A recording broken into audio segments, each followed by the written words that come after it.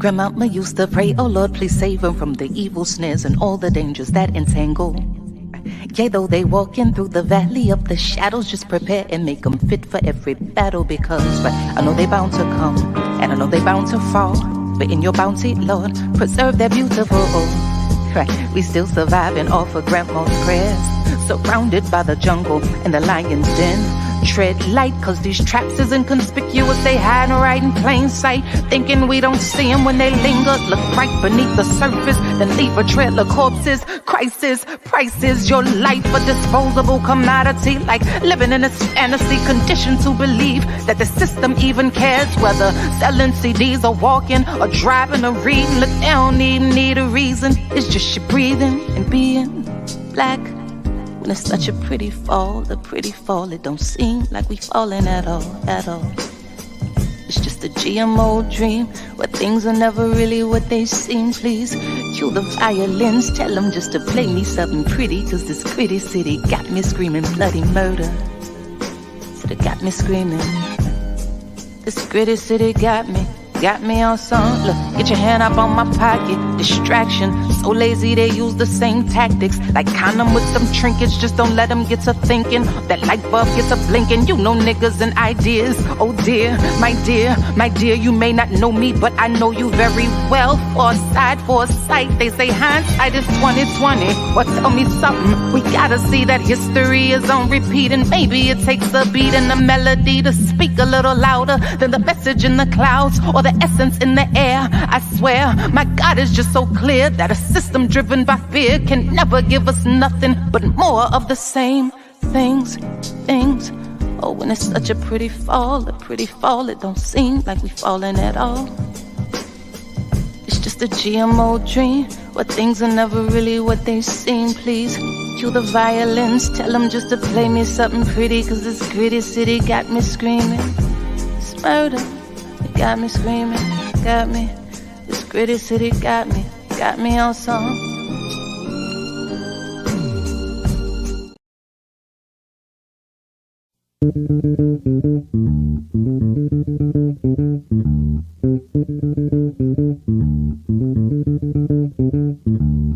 We ain't vote to get into this shit, so we won't vote to get out. We ain't vote to get into this shit, so we won't vote to get out. We ain't vote to get into this shit, so we won't vote to get out. We ain't vote to get into this shit, so we won't vote to get out. We didn't vote to be colonized and enslaved. We didn't vote to be tamed. We didn't vote to suppress our rage and be trained. We didn't vote to be driven insane. We didn't vote to be disproportionately jailed. We didn't vote to be nailed to a cross daily and tragically killed. We didn't vote to be the guinea pigs for the birth control pill, or to be given syphilis by the soulless and deny medication while we lie ill. We didn't vote to be the first played, the last paid, and the last saved in the last days. We didn't vote to be stripped of our dignity and become afraid. We didn't vote to end fighting for liberty, for it is still necessary by any means. We didn't vote to temporarily camouflage our poverty in the stupidity of demonic dreams. And we didn't vote on the way reality is perceived, as so many of us seem to be seriously deceived. We only know what we're allowed to see, so sadly anything that's on TV is believed. We didn't vote to give the police the power to unleash a wrath that will slowly devour our people in a bloodbath, surrounding us with the reality of death until there's nothing left. Yeah, you do the math. We didn't vote to be this much miseducated. We didn't vote to be kidnapped, separated and traded, segregated to be integrated. We didn't vote to have our sisters sexually violated. We didn't vote to have our brothers special educationally castrated, to have them both to be later incarcerated, incinerated, left totally devastated, almost dead and forever looked upon by society as the most hated. We didn't vote for the demonic blockade on Cuba. We didn't vote for the forced trumped up charges on Asada. Got these crackers so mad only 90 miles from America, and they still can't fucking touch her. So you tell me who's freer, now that's black power. We didn't vote for the assassination of Malcolm and Chad, the torture of our Bisu. We didn't vote for the unlawful incarceration of Mumia. We didn't vote to sign his death warrant, so we can't just vote to stop them either. Wasn't it Malcolm who stated the ballad of the bullet? This last part about the bullet we must have forgot, because if Malcolm was alive, he wouldn't have hesitated this long to pull it. And most of these reactionary side-stepping motherfuckers would have gotten shot. Why? Cause we ain't vote to get into this shit, so we won't vote to get out. We ain't vote vote to get into this shit, so we won't vote to get out. We ain't vote to get into this shit, so we won't vote to get out. We ain't vote to get into this shit, so we won't vote to get out.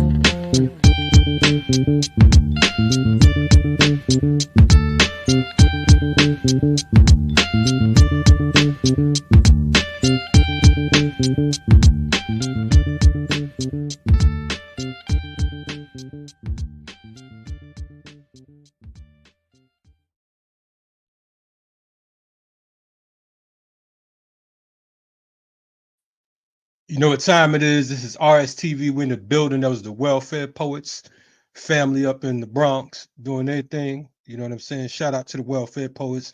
Shout out to my man Razor Sharp. You know what I mean? And the whole crew. If you haven't heard of the Welfare Poets, make sure you check their back catalog. That particular song right there was from their 2000 album, Project Blues. So if you don't know about the Welfare Poets, I'm gonna tell you, go ahead and get a late pass. Today we got a big show. You know what I mean? I kind of thought that one of the guests wasn't going to show up, so we switched up. But nevertheless, you know, we're going to make it happen. And the guest will be here, is what I'm hearing at this particular point. I want to start off by bringing a brother to the stage who is no stranger to the RSTV airwaves, to the Black Power Media airwaves. First, before I even go there, salute to all you that's checking us out right now. You know what I mean? Shout out to all the folks in the chat to keep it live out there. Matter of fact, while you're there, put in the chat where you at, where you hitting us up from. Anyway, without further ado, hey man, Ajamu Baraka, what's happening, brother? How you feeling? Doing good, my brother. How's my sound? Man, you sound good, man. Sound crisp. Sound like a cross between Ray Charles and Lena Horne. How that work? You sound good. Can you hear me? I don't hear you. Do you hear me? I hear myself. I hear you. Those fresh headphones. Maybe you can't hear me on it. I see your mouth. I see your mouth. Your lips moving, but I don't see you ain't saying that. I think it's your headphones. Can you hear me now?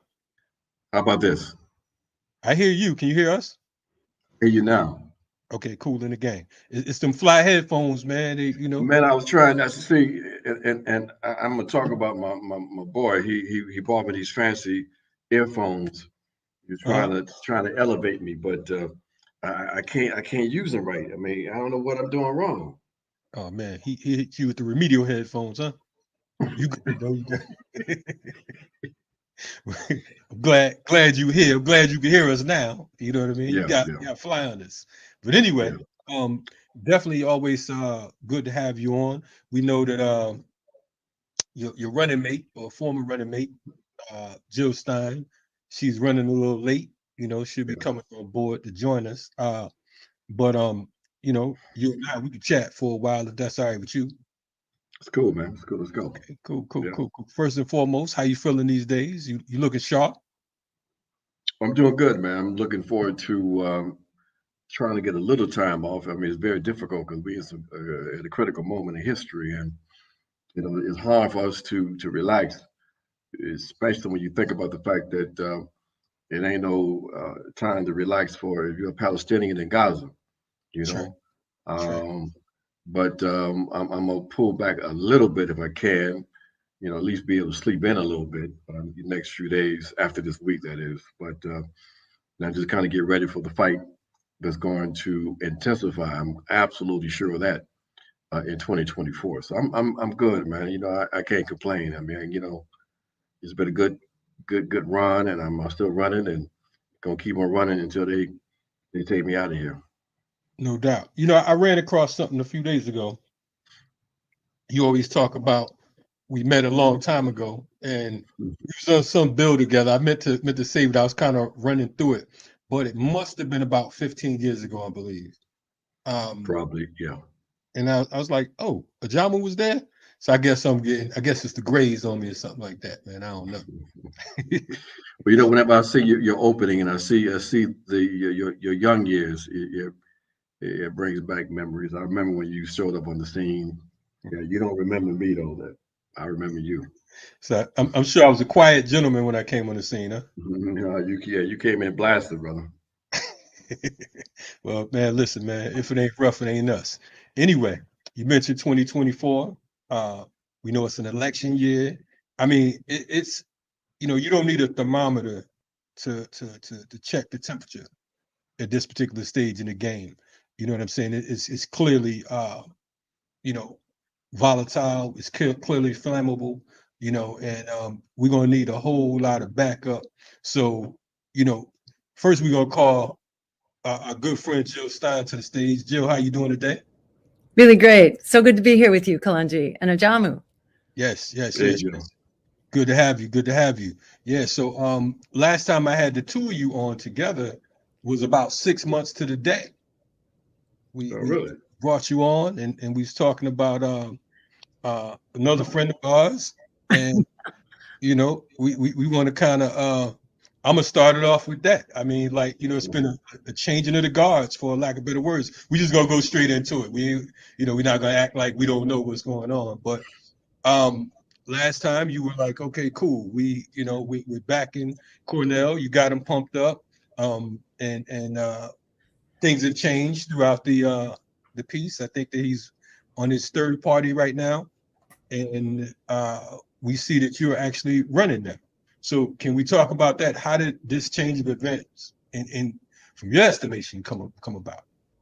Yeah, and I'll let Ajamu chime in on his perspective, but we were really excited about Cornel's run and about him kind of leading the charge for the Green Party and using all the resources that the parties put together, like especially challenging empire and oligarchy on the ballot and fighting for power.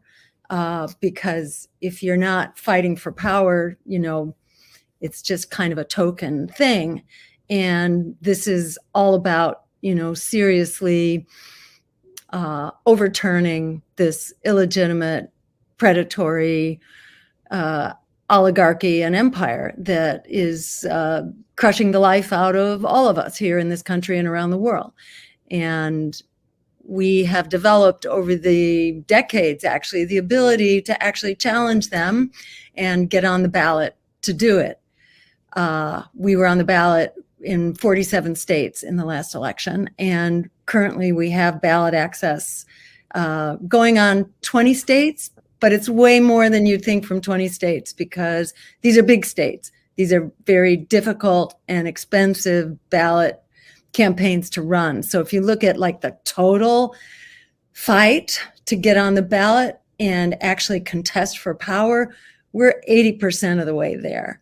And what we saw in Dr. West's run was that, his voice is powerful and has huge resonance, and the issues that he's running on, to abolish poverty and empire, their time has come. And there was huge resonance there. But the team never quite congealed as a team for various reasons. And then after whatever it was, 2 or 3 months, Dr. West decided he wanted to go it alone, which is how he's always done it. He's been a solo voice and a powerful one. That's different from the kind of skills and, resources of running with a team. It's not easy to run with a team. But on the other hand, you have a lot of strength as a team that you don't have if you're doing a solo thing. So he decided he was going to go his own way. And we didn't know about that until it was a done deal. And then we learned about it. And at the time, I think we had 2 or 3 weeks before we had to apply for the California ballot. And that's huge. And suddenly, we were going to miss that deadline if we didn't really jump and hold on to our incredible, resource of being able to fight in California, which is huge, and which would in and of itself cost maybe $4 or $5 or $6 million if we didn't use the party's ballot line. So we jumped, and Ajamu and I had a serious discussion. I really wanted him to run, and he really wanted me to run. And he's a persuasive guy, and he got his way, as he often does, because he can make the case. So that's how that transition happened. And we launched with kind of just the bare bones of what it takes to launch a campaign. And so, we're only a month out from that launch now. So it's taken a while to staff up and so on, but we're really excited. And we've continued pursuing ballot, which is really the bottom line. If you don't have ballot status, the rest doesn't really matter. So where the fight really counts, we are continuing to prevail. And if you compare our campaign with all the other independent and third-party campaigns, we're the only ones that have ballot status now. I think Dr. West is on in one state, in Alaska. We're on in, which is not a particularly difficult state. We're on in, basically, we have 80% of the fight behind us, and we are continuing to charge ahead. And the issues that we have always been fighting on, basically to end oligarchy and empire, and to tackle crushing inequality, endless war, going nuclear, and climate collapse. And these are crises that are existential, and they're all converging. We've been ahead of the curve in this fight, and the curve has caught up to us. History has caught up to what we've been talking about. So this is just such a powerful time to be running as what will be, I think, the only pro-worker, anti-war climate action campaign that will actually be on the ballot across the country. And let me let Ajamu get his perspective in. Well, I don't have a whole lot to add to that. I think that, of course, there's other details that we probably will at some point get into, maybe after the election. But like Jill was saying, I was very much excited about the possibilities of this campaign. Partly because I've been working for most of my adult life to try to find ways to split Black folks from the Democrat Party. Here we had, for the first time, a really credible opportunity to, in fact, do that. I mean, even the Jesse thing that I finally got involved in '84, I opposed the Jesse campaign, but strategically by '87, '88, I was right in the middle of it. Partly because I was under the illusion that if we empowered Jesse, knowing that the racist Democrats were not going to give him the nomination or even put him on the ticket, even though he came in with the second highest amount of votes among the field, that Jesse and his ego would march Black folks out of the Democrat Party, and Jesse would run as an independent. But I was still, relatively naive, I guess, about some of the stuff. And of course, that didn't happen. In fact, the opposite happened. Jesse cut a deal with the Democrats, got a little piece of money, access to a plane, and then began to systematically dismantle the Rainbow Coalition. So here we have Cornel West, who, as he said himself, was well known. He said nobody knew the Green Party, but everybody knows me. Well, African, that's the point. Okay, that's the tool you had to make history. Okay, so this opportunity was there, because with 40% of the Democrats prepared to consider a third party, with independents that were leaning toward a third party, with the dissatisfaction and the people have the Democratic Party, the disrespect that the Democrat Party leadership has for Black folks. This was all of the elements were together for something really historic to occur. But as Jill indicated, for reasons that still aren't completely clear, our dear brother decided, and it wasn't a conversation we were a part of, that he would embark on a quest to be an independent candidate, and so he basically moved away from the weapon he had, which was his party, a party that has the experience of getting on ballots. If it was that easy to get on ballots, then all of these third and fourth and fifth parties who've been running for years would be on more than one or two or whatever ballots. It's a science to this, and you got to build experience. And say what you might about the Green Party. The Green Party knows how to get on the ballot, okay? And the Green Party doesn't just run at the presidential level. They run candidates at every level of a government. The last thing, this struggle here is a struggle not just for advancing a candidate. I think Jill understands and way her campaign is being developed, and the way we ran it in 2016 was that this is part of a protracted struggle, a struggle for power, and that the electoral arena is one of the areas that we contest for power, that we build power, that we build structures of opposition. So it ain't no candidate-centered sort of approach.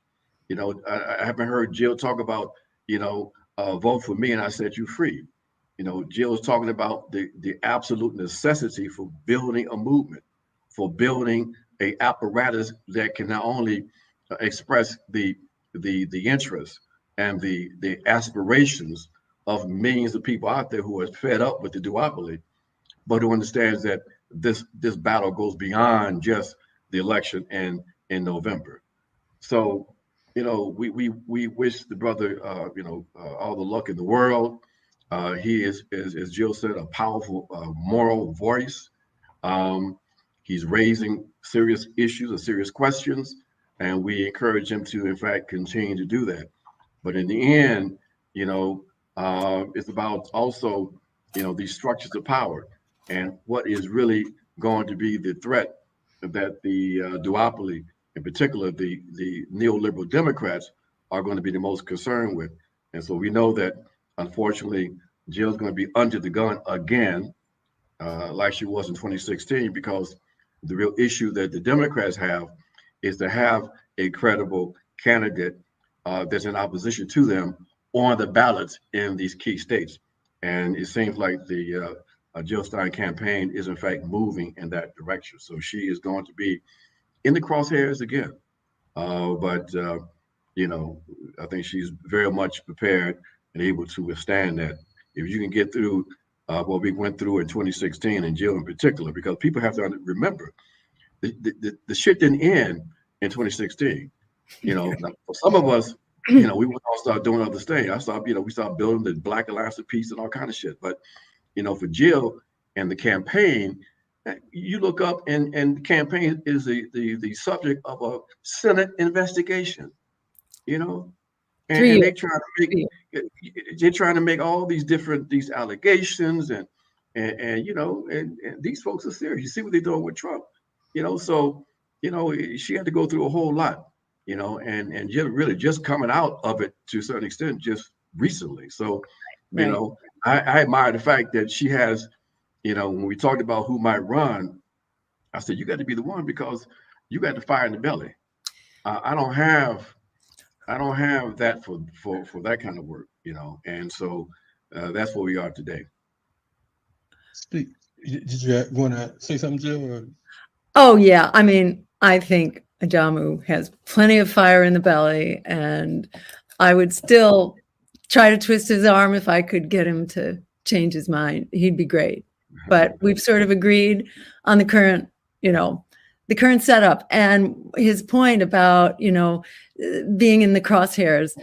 I mean, like they never stopped. And so I was like really battle ready. I've been battle ready because I've been in battle since 2016 and, fighting the Senate Intelligence Committee for 3 years, which gave us basically a complete exoneration. But of course, the media completely ignores that. And they keep saying, oh, Putin puppet and collaborator and all that. But it's been like completely investigated and laid to rest, which is kind of the cool thing because they've used all the smears that they have. So they really can't come up with anything new. So it's a very fun battle, and we know exactly what we're getting into. And it gets easier every time you do it. And I have to say, that just the course of history has moved into exactly the place where we said it was going, where inequality is just, off the charts. And, over 60% are struggling paycheck to paycheck, and half of renters, are severely stressed just trying to keep a roof over their heads, and child poverty has doubled, and homelessness is at an all-time high. So it's not like people need to be convinced. Young people are like 50% describe themselves as hopeless about the future. So, it's not like we have a tough sell here. People have thrown in the towel. They are done. People are just done being thrown under the bus. So the powers that be and the Democrats are just terrified. And right now they're kind of going after everybody. But as the dust settles, if we remain so far ahead on the ballot, we're basically the third campaign right now. We're close to getting on the ballot across the country. And the way things look right now, we are going to be the third party, and it's not on the ballot. It's not clear that the other candidates will get on at all, because they're not yet. There's a lot of talk, but it's not happening. And they have a huge hill to climb. Even RFK, with all the money he can raise, he himself has called for raising about $18 million, I think. He may have pulled that back a little bit now, but it's huge. It's not clear he's going to be able to do it. And on the war and the devastation of the war and the genocide that is on full display against Gaza now, and the role of both of the political parties and really all the candidates except for Dr. West and the PSL candidate and ourselves. We're the only ones, who are opposing genocide, and the American people are opposing genocide, So it's like we are where the people are on war, on empire, on genocide, on healthcare as a human right, on free public higher education, on the right to a good job and a good wage. And, the Democrats and it's just like mind-boggling that the Democrats and Republicans are trying to ram these zombie candidates that are widely reviled down our throats. And the time couldn't be better. This really is the perfect storm for political transformation. We've had all three of these candidates that you're talking about are against genocide. Claudia de la Cruz, of course, Dr. West, and yourself. And you all make compelling arguments, right? So I want to know, because the obvious question is going to be centered around the Black vote, right? Is the Black vote really at play here? How's that looking? And also, we know that Dr. West has had criticism for the Green Party, saying that they were unable to attract and keep whole Black folks. So I want to know what's your take on that, and if it's if his argument is correct, or is it just game? Yeah. Jama, do you want to jump in on that first, or you want me to? Go ahead. Yeah. Okay. Yeah. So the Green Party is not a perfect party. On the other hand, it is the only party that is non-corporate, that has managed to maintain a national profile for the past really 15, 16 years. All other non-corporate parties are wiped off the map. So they're not even around to contest. We're all fear campaigned and smear campaigned, and many of us collapse under that. You can look at, the party of Peace and Freedom, for example, a socialist party that had traction across the country in maybe 15 or 20 states. They're beaten back to one state. The Justice Party that formed during 2012, they were here for one cycle. The Labor Party, which was founded at the same time as the Greens, out of the organized labor movement, and they were going to be a third party, and they could never get off the ground. I mean, there are just so many slings and arrows that come at you when you're a third party is not easy, I mean, and the Panthers included, I mean, and they were just obviously assassinated and, blown out of the, out of contention. So, and COINTELPRO, no doubt, is alive and well, in our organized groups and political parties. So it's a very hard row to hoe. And at the same time, the Green Party is the strongest opposition party that arguably has existed in the last 60 years. And we managed to keep fighting.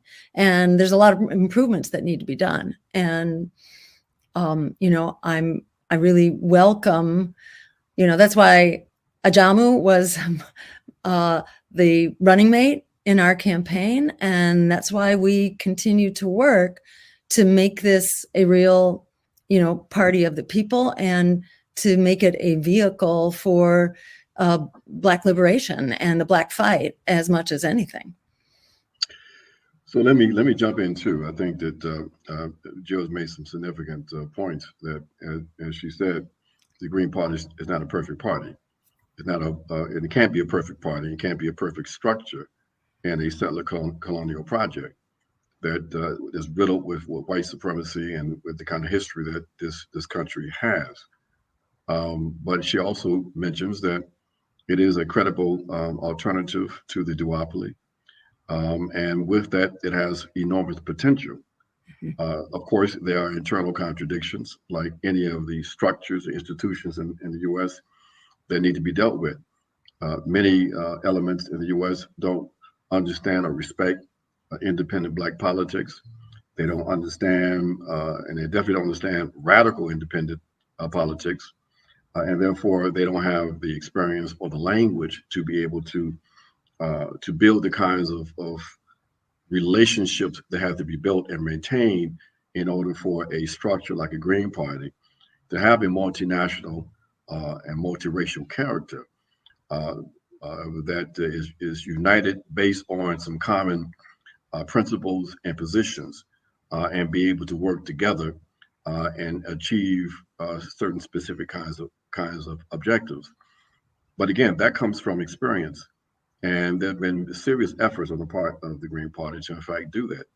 But it's been a struggle. And so Cornel's critique is a legitimate critique. And Jill recognizes, like anybody, that there are these kinds of challenges.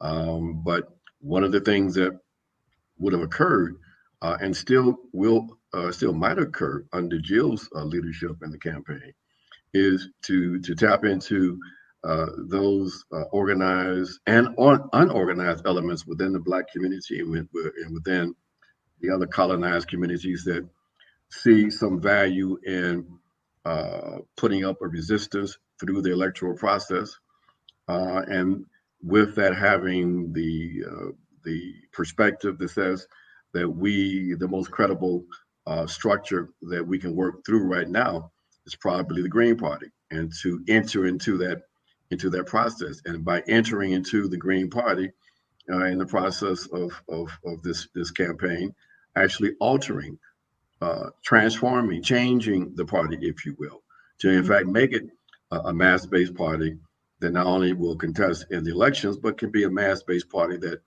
can continue beyond the elections. I know for a fact that there are many members of the Green Party and many Green Party structures around the country that are in fact attempting to do that, to not just be an electoral party, but to be a real political party that's involved in community-based struggles, that are attempting to organize. But like any process, it requires experience, and that experience is still being constructed. So, it remains to be seen what's going to happen. I have full confidence that, as his party, as his campaign gets itself together, that there will be serious efforts to, in fact, build relationships with those elements in our communities and others who see the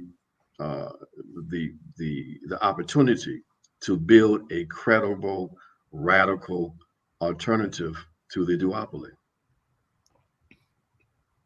Okay, appreciate your response. It's a lot going on in electoral politics. You mentioned RFK, right? And you know, and I mean, we have the RFK situation, that factor. We have Trump being kicked off of the Colorado 2024 ballot there. It looks like hell in the handbasket, to be quite honest with you, just from our vantage point. You know, how do you view RFK? Is he, you know, is he a distraction? Does he have a snowball chance in hell?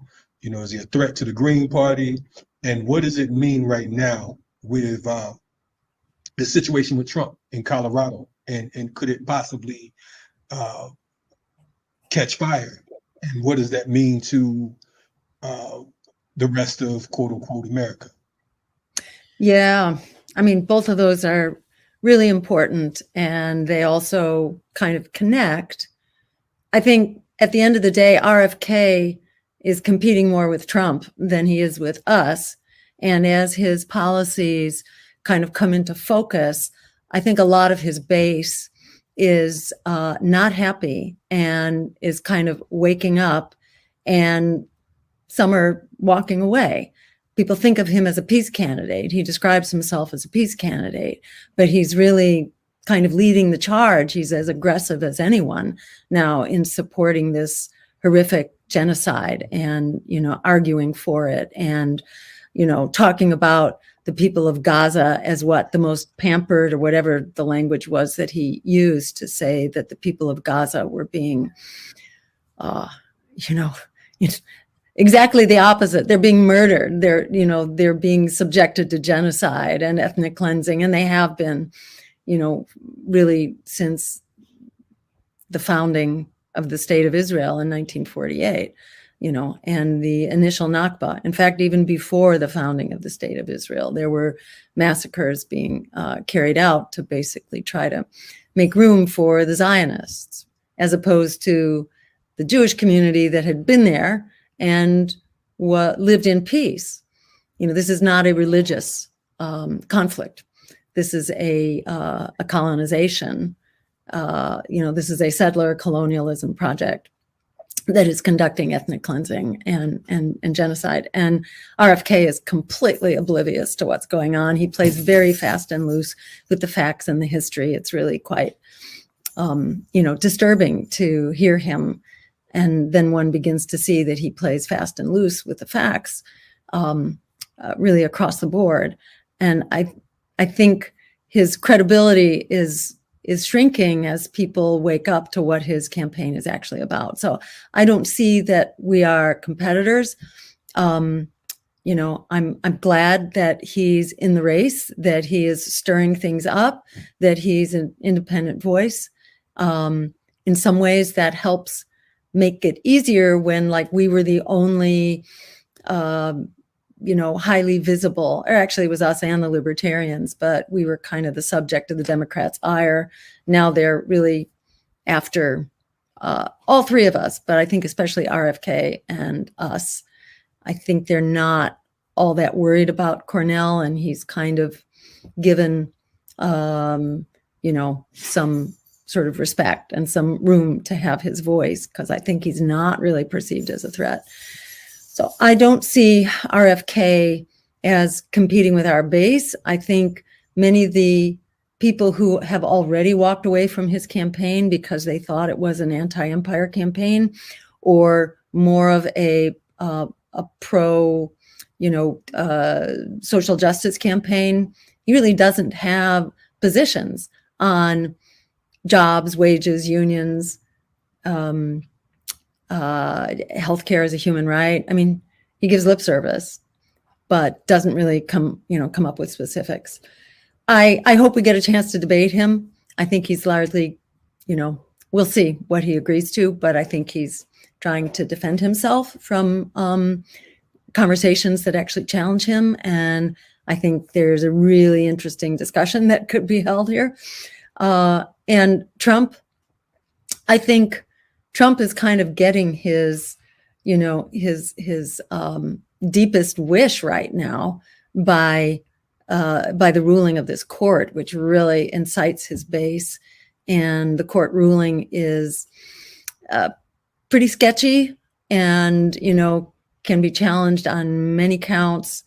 I think, voters want to have the right to approve or disapprove candidates themselves. They don't want appointed judges to be making these decisions. And I think any of us who are perceived as outside of the mainstream are at risk in this kind of thing. So, I think this is this is sort of the perfect scenario for Trump to further incite his base. I think it's a very risky strategy to try to prevent him from being on the ballot. And besides, it really exposes the hypocrisy of the Democrats, who do plenty of their own manipulation of the electoral process, more upfront as opposed to after the fact. They're not trying to change so much the result of the election as to really rig the election from the outset. It was admitted by the head, Donna Brazile, the head of the DNC, that the Democrats had in fact rigged their primaries in 2016 in order to keep Bernie Sanders off. What do you call it when the Democratic Party in Florida declares that no one but Joe Biden will be allowed into the Democratic primary? If that's not, manipulating the election, what is? So I think what's going on with Trump is just part of this crisis of democracy. And it's not just about appointing electors, fake electors. The crisis of democracy is far bigger than that. And, it's the loss of our, the freedom of the press and our right to protest. And look at what's going on in Cop City and the criminalization of protest and, declaring peaceful environmental protesters as eco-terrorists and then threatening them with decades in jail. Our democracy is really in a shambles, and the role of money that just gets bigger and bigger all the time as deeper pockets, exert an ever tighter stranglehold over our election process. So people are really fed up with the assault on our democracy and our civil liberties altogether. So, are they that bent out of shape about Trump? Yeah, the Democrats certainly are, but I think a lot of people just see this as another sign of how rotten the empire is. And the Democrats want to say, oh, we fix it, just by protecting our electors. We fix our democracy. They don't want to define the crisis as any bigger than that, which is pathetic. It's ridiculous. It's a joke. And we need, a whole spectrum of democracy reforms in order to restore the sense of confidence and trust in our institutions, which have been completely shattered. It's like the glue that holds us together is gone. And that, that's very much a part of what we are talking about and have been talking about for a long time and proposing real solutions that could begin to fix this. We have to get money out of politics altogether. We really have to restore the integrity of our elections, allow people to have choice. The Democrats are campaigning against us, saying that we are the biggest threat right now. Having an additional choice or the right to choose in elections, the right to choose who you vote for, is a huge threat to democracy. From their point of view, that's how they're characterizing us. So, it's a joke. Yeah. Well, let me say that this is one of the freedoms that one has when you're not running for office, in the sense that I'm gonna frame things in a slightly different way, but the content is still relatively the same. RFK is a neoliberal clown. In the end, he's a sheepdog for the Democrats. His campaign is not serious. He's not a serious individual. The very fact he is a bit of a force, or was a force in the Democratic Party, is merely the reflection of how pathetic the internal politics of that party are, that resulted in him having any kind of real say at all. his position on the Palestinian question and Israel is enough in and of itself to completely disqualify him. He should be completely rejected by anybody with an ounce of morality. That objectively, if you are in the same category as Genocide Joe and Donald Trump on the issue of Palestinian self-determination, that you are a pig and you need to be rejected by the masses of the people in this country. Lastly, unfortunately, we can offer certain kinds of reforms as organizing and tactical kinds of issues, but this thing is not going to be saved or repaired. This system is rotten to its core. The contradictions are irreversible and irreconcilable. The only solution in this country at this historical moment is radical, fundamental change. Now, it's not going to come all of a sudden, but we got to be absolutely clear about what is the recipe for addressing the objective needs of the people of this country and the world. And that's important to bring in that link to the world, because politics in the U.S. can't be understood, and the importance of politics in the U.S. can't be understood in abstraction from the impact that U.S. policies have on the vast majority of the population on this planet. The U.S. and Western Europe represents an existential threat to global humanity. These folks have made it quite clear that they are prepared to blow up the entire world in order to maintain white Western hegemony. They're clear about that. And this grotesque spectacle that we see in Gaza, with a genocide being played out right in front of our eyes, with no effective way to intervene to save the Palestinian people, it demonstrates the absolute danger of having the global institutions and structures under the hegemony of this group of psychopaths from the West. So this is going to be a moment of clarity, and at the forefront of opposition coming out of Gaza, coming out of this Palestinian struggle, are young folks across the board, a multinational element of young folks who are making the connections.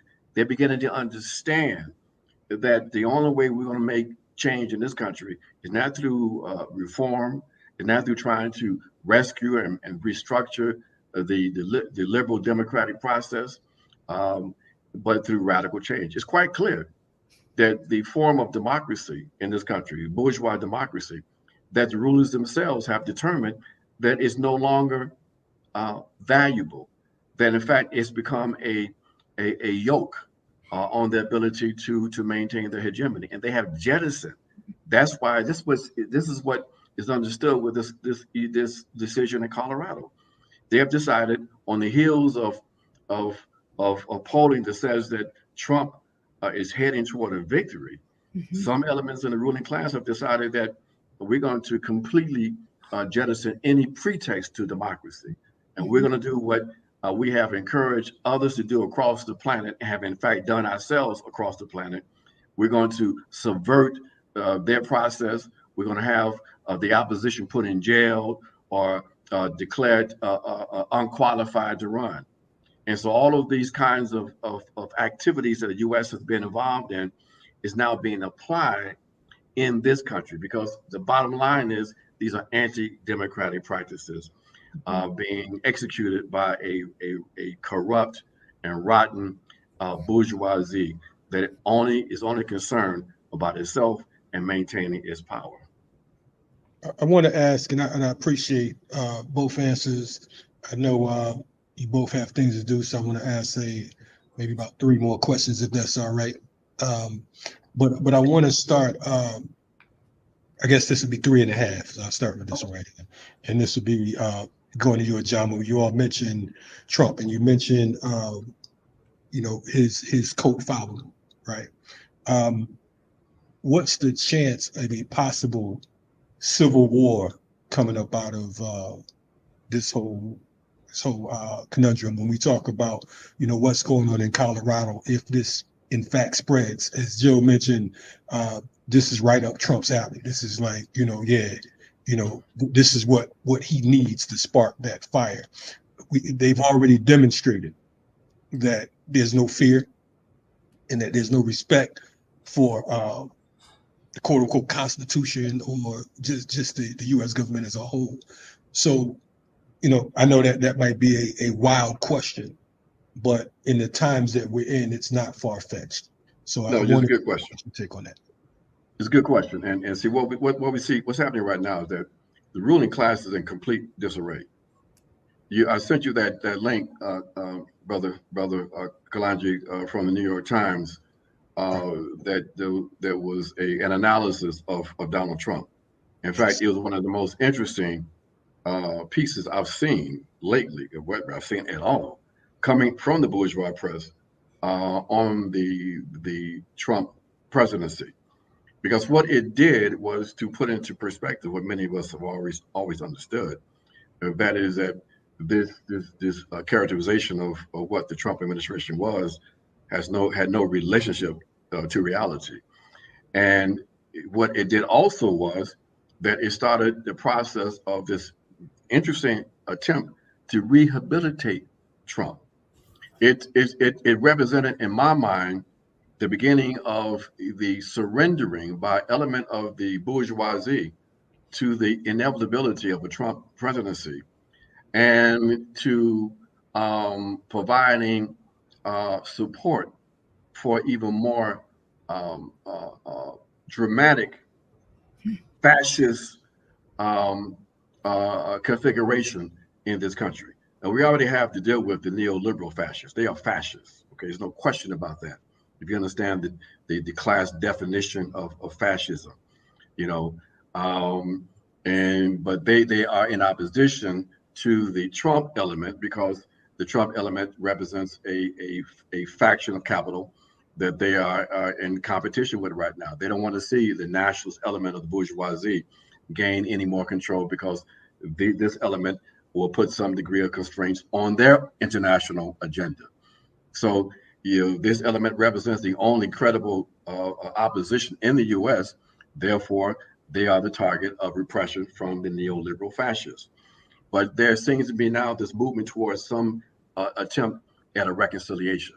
But on the other hand, you still have this other wild element of the bourgeoisie that wants to use the power of the state to completely undermine any challenge to their power.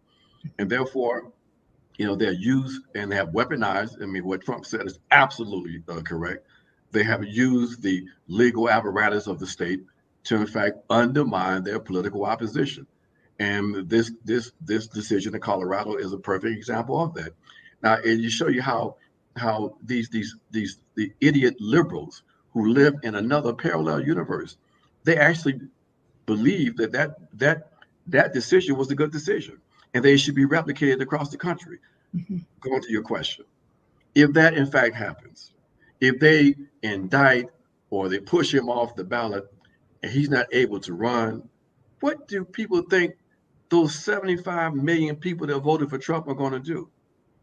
And these are some elements that are in a fighting mood also, okay? It's almost like, do these liberals want civil war? So, what we're leading to in November, and it may not really matter who wins, is the continuation of the intensification of these internal contradictions, because the U.S. is an artificial nation. It's going to spin apart. 2025 is going to be a very dangerous period for all of us, and in particular African people, because when this country begins to spin apart, it's going to be on a regional basis, and the South. States in the South will dissolve and disassociate from the so-called union. The issue we have here is that the majority of our people are in the South. The majority of the military apparatus is in the South. Mm-hmm. Okay, and then we have the rest of our people in 9 urban areas that will become killing zones. If you think these pigs can justify and get away with the slaughter of Palestinians, what do you think they're prepared to do in this country? That's what we're trying to wake these Negroes up to. That you all right here talking about the Israelis and you support Israel. And these people are engaged in a massive slaughter. If they can do that, justify it, and get away with it, what the hell do you think they're going to do here in the U.S.? Worldwide. So no, it's going to be a very dangerous moment for us these next few years. Would you like to touch on that, Jill? Or I can't take issue with that. And, in many ways, this existential crisis of our democracy that could take us to civil war parallels the existential crisis of our health, of the climate, of nuclear weapons, of militarism that's just gone beyond the pale and that is bankrupting us, impoverishing us, while it is lighting fire, to the world. And I did a house party the other day, the first house party of the campaign, that just happened to draw neighbors of this host who were across the political spectrum. It included Republicans, and a lot of apolitical people, and some Democrats and some Greens. It was a really, really interesting discussion. And there was so much common ground, face to face. There was a lot of common ground just in feeling like the whole ground that we stand on is collapsing beneath our feet. And where are the structures of society that, where is our faith? Where's our belief in where we're going? And it was, I have to say, it was a really great kind of affirming conversation that face to face, in a small community kind of way, we could find a lot of common ground and kind of agree on a transformative, progressive agenda. And people were very supportive of the campaign, even Republicans who came assuming that they were not going to support this campaign. They found that, no, we are not the concept of, liberals or progressive Democrats. We're not in that zone at all. And, so I don't know. I feel like I have both a sense of, incredible despair about where we are, but also I feel like we've hit such rock bottom that it makes all kinds of other things possible if we can get outside of, kind of the conventional framework that has us into red and blue camps, red and blue warring camps. Now, that said, there weren't any flagrant racists who showed up. And, so you could say, well, this wasn't a real conversation that didn't cross into the other side. But, I feel like the motivation behind that kind of insanity and violence and fascism, fascism grows out of desperation, and fascism grows out of economic despair and hopelessness. And, I think that in offering in the same way that many Bernie Sanders supporters went over to Trump after Sanders was sabotaged, it's like, can we hold out a lifeline, which is a progressive, radical, transformative agenda that enables people to feel like this is really different, and this is not that kind of corrupt neoliberal mindset that is, just mowing us all down, essentially. I feel far more hopeful, out there talking to people and talking to a lot of people. I just feel like the hopeless construct that we kind of are otherwise stuck with breaks down if we can, engender a real honest and respectful conversation. I know that kind of sounds like rose-colored glasses, but I have found that to be true really throughout my political life. And from the very start, found that when you can get outside of the boxes that we're supposed to live in, all kinds of stuff becomes possible, especially when you're dealing with a strong force of young people who are ready to really abandon the power structure. That can be such a transformative and uplifting and inspiring path forward. And I just feel like all bets are off right now. Things could go totally south and we could wind up in a civil war, but we could also wind up in a, in a radical revolution. And who knows which way we're going to go. I don't know. But if we don't jump in and push the envelope where we think it should go, then it's definitely hopeless.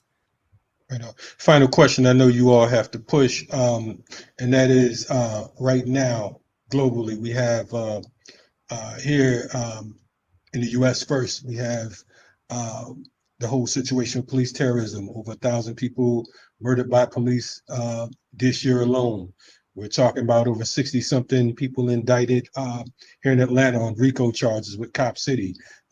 Over in Palestine, according to the media, 20,000 deaths so far and countless displaced.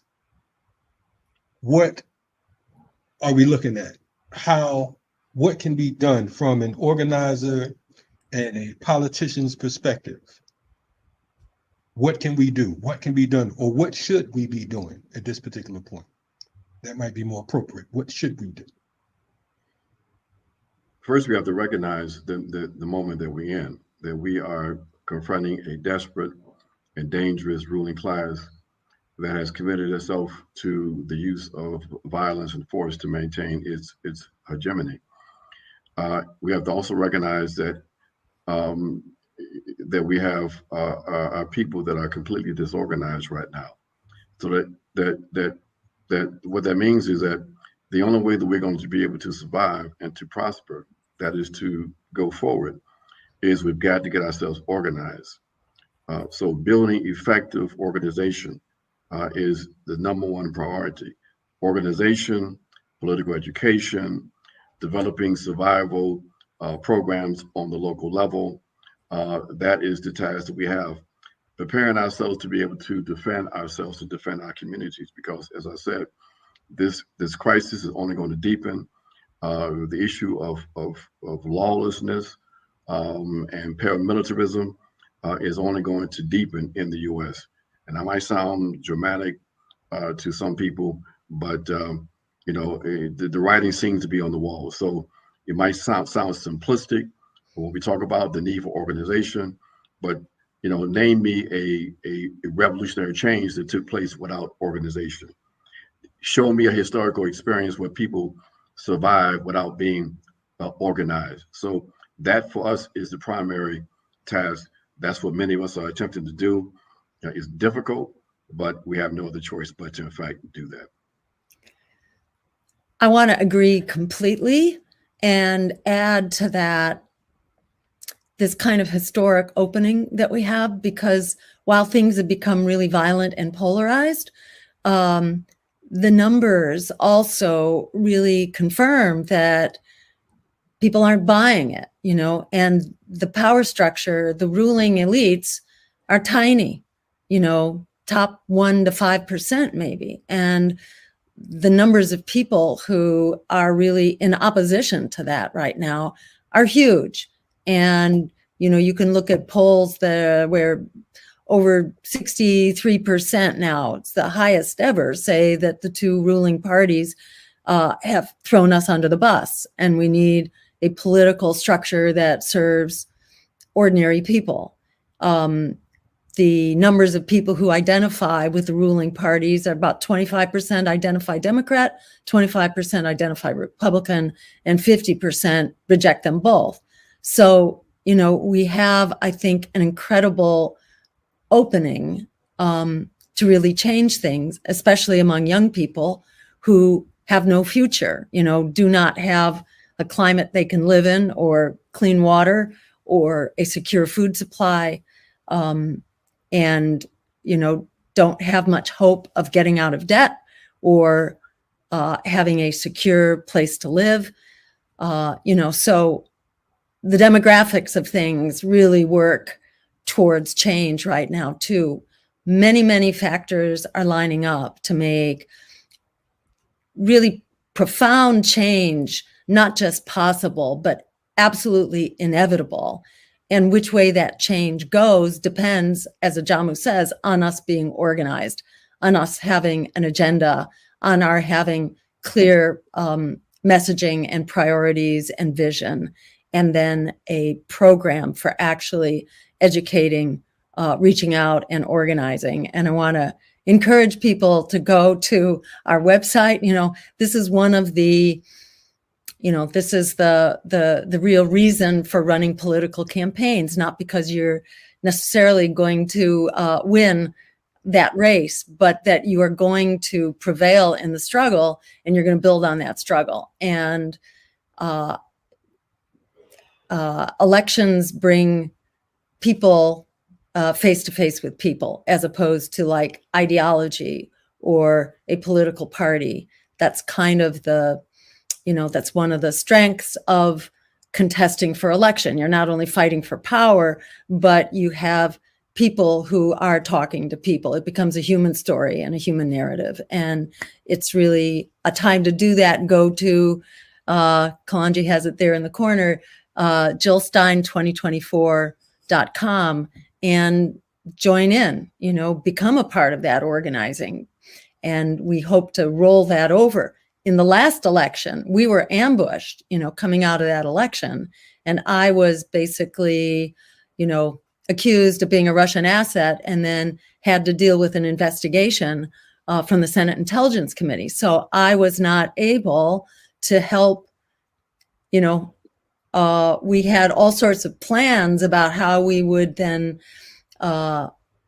bring the campaign energy, people, fundraising, organization into the party. And we were really waylaid, and it was not possible to do that. This time we're a little more warned in advance, so we can begin to get those structures in place. But this is all about rolling over from the campaign into ongoing organization, which we have already. That's how we're getting on the ballot, but we need to build on that in a very big way. So I really encourage people to, to join the team, and be a part of this battle, because we need to fight it like our lives depend on it. They do, in every way imaginable. So come on board.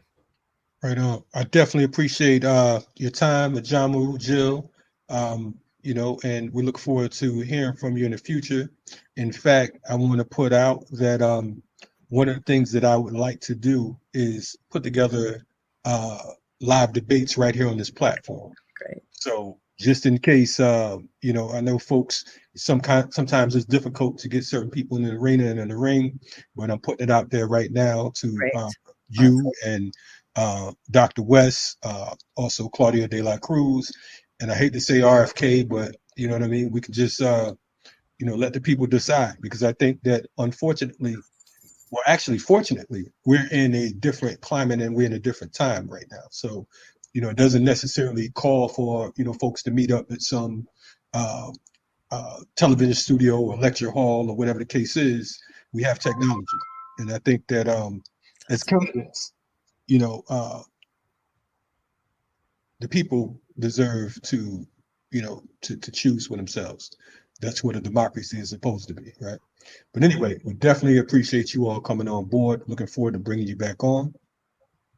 And be safe out there. Thank you. Thank you so much. Thank you. Great talking with you both. No doubt. Thank you. You're checking out RSTV. That was Ajamu Baraka and Jill Stein. Jill Stein's running for 2024 election. So make sure you check out what's going on her side of the camp, the fence. check out her website, see what she's talking about. You know, and continue to continue to fight, continue to organize. Organization is where it's at. Stay on point. Stay tuned. We have a whole lot coming up on here on RSTV and Black Power Media. We appreciate you all. Till next time, be safe out there.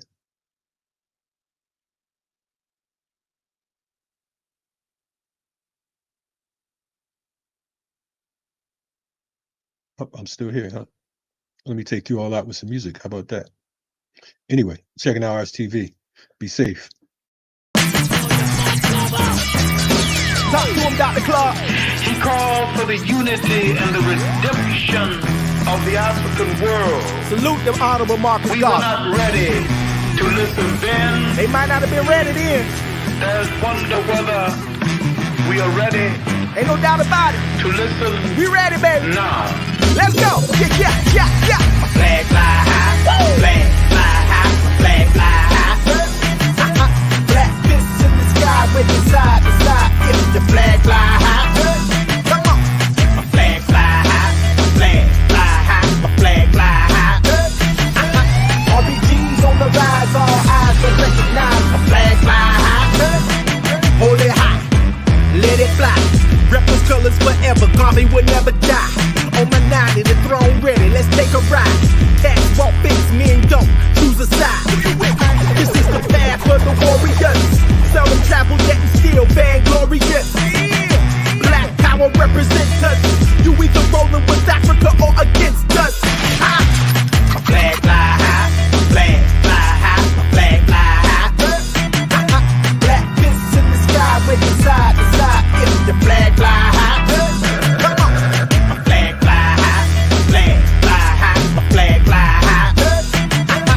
RBG's on the rise, all eyes will recognize a flag fly high.